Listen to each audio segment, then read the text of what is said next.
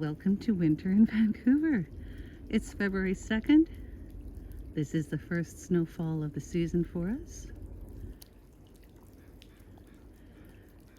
Beaver Dam going there. And this is the kind of snow where you actually hear the crunch as you make your way through it.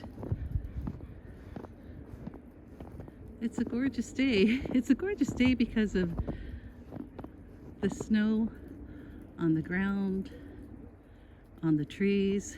Not because we have blue skies, because we don't yet. It is a beautiful day. Well, how was that? Thank you.